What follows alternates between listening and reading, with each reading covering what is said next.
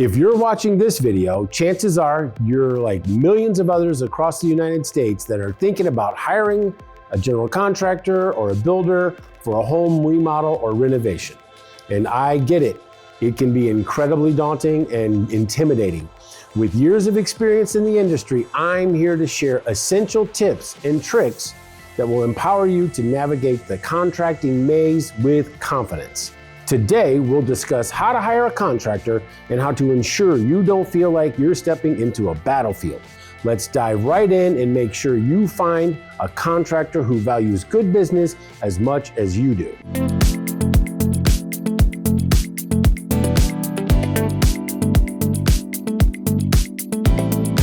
Hi, my name is Charlie and I am with Armada Design and Build in Bellevue, Washington. We are a full-service design, build, renovation, remodeling, and new construction company. We take care of everything from front to back and hope that you enjoy these series of videos that we're making to help you navigate the world of remodeling and renovation. Asking questions before you start. It's super important. How do I navigate this process from the homeowner's perspective? What is important? Asking the right questions before hiring a contractor is crucial for a number of reasons.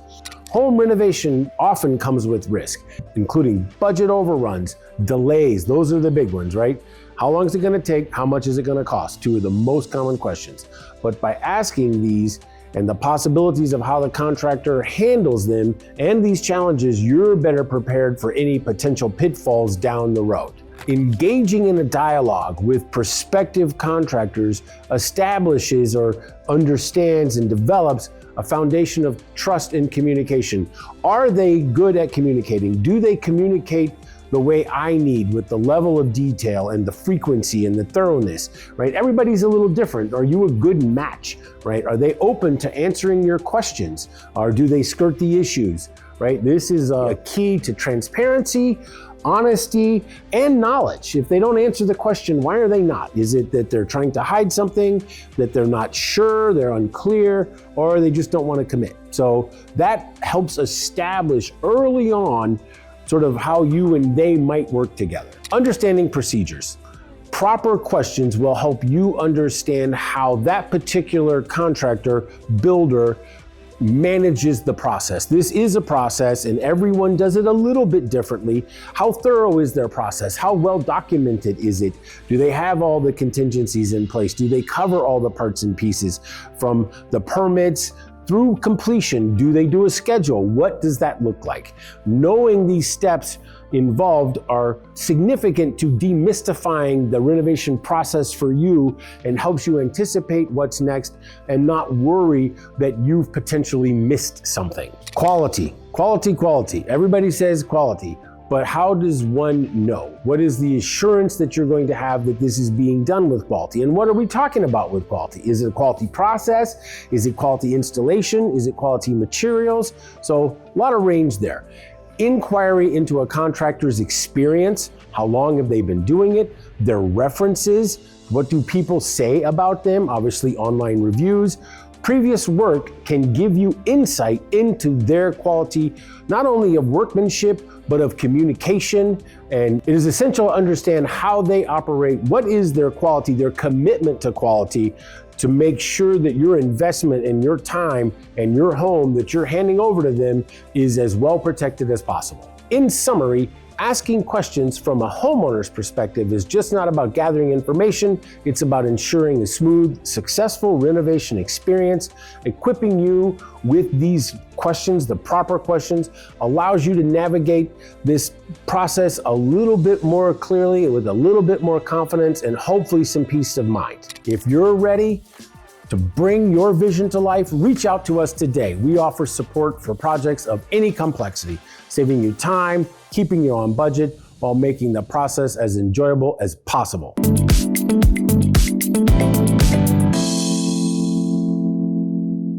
Ten questions in no particular order. Number one, are you licensed and insured? Now, this is one of those that it's going to vary the answer depending on where you are. Some states or cities or counties require licensure for certain things, and some don't. The only license one needs is a business license. But if you are looking for electrical work or plumbing work or heating and cooling work, those typically are always licensed, specifically licensed. General contractors are typically licensed as general contractors. But a roofer, for example, might not need a license other than a business license. So are you licensed is one thing. Insured, this is a big one, right? Are you insured? And if so, to what extent? Right? Oh yeah, I have insurance. Well, how much insurance and what is covered by your insurance? So this is a big one. Just a little side note here. Workman's compensation is a really, really big thing, that if someone gets hurt at your house while they're working on a job at your home, workman's compensation steps in. If you hire someone, a lot of people go to a big box store where people are standing out front offering their services to go do some work at your home. If you hire someone like that and they don't have workman's comp and insurance, and you put them to work at your house, say cleaning out your gutters, and they fall and hurt themselves, you are responsible for that. A broken leg could cost you $100,000 if someone gets hurt working on your job without workman's comp insurance. This insurance is a big thing. Workman's comp, liability. What happens if they catch your house on fire accidentally? This insurance thing is a big deal, and it's expensive from a contractor standpoint. So it adds to the cost of providing the service, which can make the end project more expensive because they have the proper insurance inside as part of their cost. So making sure and vetting that who you're talking to is properly insured is a significant part of it. Number 2, how many projects do you currently have underway? Right? Now that can be, do you have under construction? Do you have in design? What is the number and where are they in the process? How many of them have you done? And the reason that you want to understand a little bit about the number of projects that they have going on is, what is their workload? What is their experience? How are they going to manage your project added on to the pile of the projects they already have? So understanding their capacity and their current load limits is really important to get a sense of how your project is going to go. If they're overloaded, they tend to take a lot longer because they can't concentrate on any one project, and their attention is very spread out over a lot of projects, which makes them take much longer. Number 3, can I go see some samples of your work? Often a question people ask, and it's a little bit difficult. It's not that we don't want to share with you the work that we've done, which we do with a lot of photographs and video tours that you can see online on our website. The problem is that these are people's homes. We don't have model homes. So we will set up appointments for you to go in to see a similar home on a number of occasions. That it's important, but it can be, remember, this is a little bit awkward. If your project is done a year from now, do you want me calling you up going, hey, can I bring some strangers through your house and show them your kitchen or your bathroom or whatnot? So seeing some examples of your work is a little bit tough, but you can ask and see what they have to say. Number 4, will you provide a written contract? I don't know how you would do something without a written contract. And if they wouldn't provide one, I think that would give you the indication that's probably not someone unless you're talking about mowing my lawn, right? If you're doing a project of any significance, you definitely need a written contract to protect you and them. If they don't have a written contract, or they have a really, really simple little one-page handwritten contract for a project of any real substance, that would be a red flag to me. Where are the details? What's included? What's not included? How am I to know if there's some kind of dispute over this one-page handwritten contract? What have I paid you for, and what am I getting? What should I expect? So a written contract, not only written, but the thoroughness of the contract and the level of detail that's in there, super important. Number 5, can I talk to some previous clients? Do you have some references, people we can speak with? And this is a good one. This one's a little simpler to do than going to see the house necessarily. And you can see the photos, but can I speak to people? And this one, I would say, is a reasonable expectation. And we do offer this. We have any number of clients that are generally very willing to speak to someone on the phone, maybe have an email or a text about it. and kind of what was your experience like and how did it go and what would you look out for? And do you have any, tips and tricks from a homeowner to homeowner standpoint that I should be aware of? Things that, you wish you had known when you started your journey of remodeling. Asking for this is very, very reasonable to talk to a few, not 20 people, but 3 or 4 is reasonable to ask for some references, to have a conversation with people about their experience. And I would also add that it should be a reasonably similar project. If you're doing a 2-story addition, then you want to talk to someone who went through a project as complex as that, maybe not someone who just did like a bathroom project. So similar scope of work project would be preferable. Number 6, do you manage the project or will subcontractors be involved? How is it managed? Who manages it? Who is the day-to-day responsible person? Is it you? Is it a project manager? Is it whoever is at the job on that particular day? Understanding the hierarchy of responsibility of project management, and then who's going to be working on the job. Are they your direct employees or are they subcontractors? And if they're subcontractors, how long have you worked with them? How well do you know them? What's that relationship like? Or are you just picking up whoever you can to go do the work? And then obviously, if there are subcontractors involved, back to one of the earlier questions, are they insured? Are they licensed? Do they have all the proper credentialing if it's a separate company that's being hired by the company, right? So don't forget that one.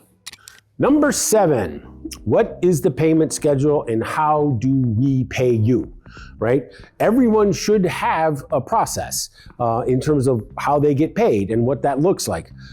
Our schedule, the way we do it, is we don't do it on the calendar, we do it on trigger points. That we're moving to the drywall phase, there's a payment due. We're moving to the countertop installation phase, there's a trigger. We're starting paint, or we're starting demo, or framing, or roofing. Those are the way we do it. Some companies do it on a calendar, some companies do it on a weekly basis, but whatever it is, you want to make sure that there is a schedule and there is a process, and you also want to make sure that you don't get too far ahead on the payment, that you've paid $200,000 and you've gotten $20,000 worth of work done. So you want to make sure that the payments are somewhat equitable, that you've about paid for the approximate amount of work that's been done. Number 8, how do you handle permits and inspections? Well, those are 2 separate things, and the permit phase is on the very beginning. Once you have a plan that you submit for the permit or permits to the city or county or whatever the governing body is and acquire the permits. And so do you do the permitting process itself, or am I responsible for that? And in my opinion, you don't want to get involved in that. You want someone else to handle the permit phase. So do they handle that, and what's that look like? And then inspections, right? What does the inspection phase look like? Now that'll depend on the project. Do I have a lot of inspections, or do I have just a few? And those inspections are dictated by the governing body, the city, and tell you that you have an inspection at electrical rough-in and plumbing rough-in and framing, whatever those steps are that are part of your project. And then do you handle those? Do you schedule those inspections? Do you manage those inspections? What happens if you fail an inspection? Are you re-inspecting it? You're managing and dealing with all that? Or am I responsible for some of that? So you want to understand what their process is. And really, in my opinion, you want them to take care of all of that. That should be all part of what the services they provide for you. Number 9, what is the expected timeline for my project, right? This falls into the 2 most common questions. How much is it gonna cost and how long is it gonna take, right? So now we're down to how long is it gonna take. So what is the expected timeline for my project? And how do you know? And how do you assure me that it's going to be this long? Do they build a schedule or create a schedule? Is it on a calendar? Is it on a website that you can see? Is it just in somebody's head? Is it written on the back of a clipboard kind of thing on a piece of paper? What does your scheduling process look like? How often do you complete jobs on your original schedule? All things that are really important to understand and know what their success rate is for hitting the schedule, or do they even have a process for that?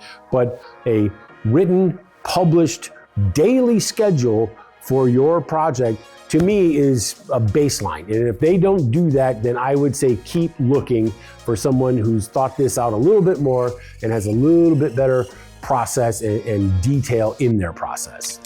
Number 10, how do you handle change orders or unforeseen issues that come up during the course of construction, right? This is change orders, which comes back to the two most asked questions. How long is it gonna take and how much is it gonna cost? Because unforeseen issues and conditions or change orders will affect both of those. It will typically make it take longer and almost always make it cost more. So what is your process for handling those unforeseen surprises, the change orders that come up? So understanding specifically what their process is for figuring out what they are, how long they're gonna take, how much they're gonna cost, how do you charge for change orders, right? This is an important thing to understand and have a clear expectation, because you don't wanna be finding out about this process with a builder once you're under construction, because now you're stuck. You don't have any choice, you just have to deal with it. But finding out ahead of time to determine if, yeah, okay, we're good with that, we can work with that process, so that when you get into it, when it comes up, you know what to expect.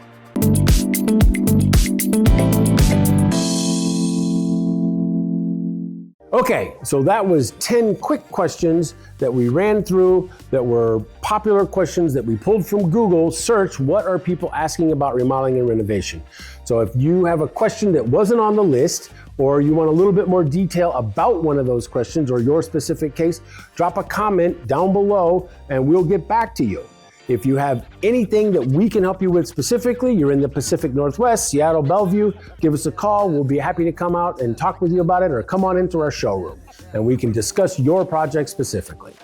Thank you very much for tuning in. Remember, taking the time to ask the right questions, but really more importantly, learning what the questions are to ask and then asking them can save you a lot of stress, money, time, and really all the little pieces to ensure your project can go as smoothly as possible. If you found this video helpful, please give us a thumbs up and subscribe for more tips and insights from home, renovation, remodeling, and additions. If you have any questions or topics that you want us to cover next, leave a comment. Until next time, happy building.